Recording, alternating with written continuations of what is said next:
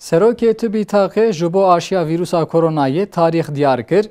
Serokê TÜBİTAKê Doktor Hasan Mandal di derbarê xebatên vîrusa koronayê de malumat û agahî parve kir.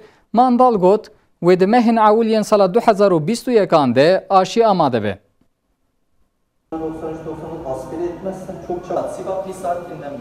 Vîrusa koronayê hemû cîhanê kiriye bin bandor û tesîra xwe.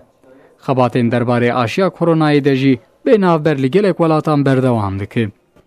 Piştî Rûsyayê aşiya xwe ya koronavîrusê tescîl kir û tesdîq kir, derbarê aşiyê de beyanateke jî ji tiref Tirkiyeyê ve hat dayîn.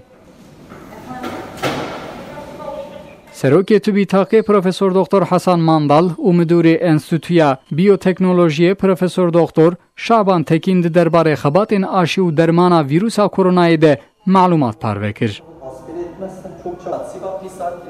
Hasan Mandal destnîşan kir, îlac û dermanê ku çêkirinin ji tiref Wezareta Sihetê ve hatiye tesdîq kirin. Mandal got, ev îlac û derman aniha ji nexweşên vîrusa koronayê re tê dayîn. Sağlık Bakanlığımızdan ruhsatlandırıldı ve şu an kullanıma geçti. Mandal her wiha got, aşiya ku çêkirinin jî li ser heywanan ceribandinin û biserketinin.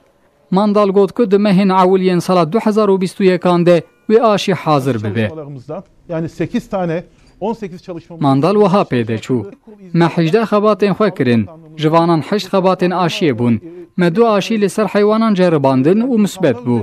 Em ê di meha îlonê de jî li ser însanan biceribînin.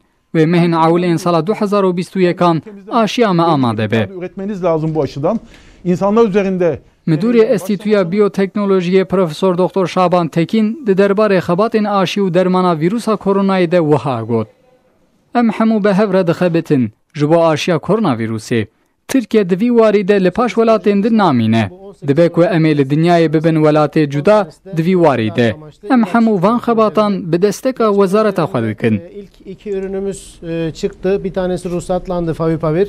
Bir firmamız ve üniversitemizin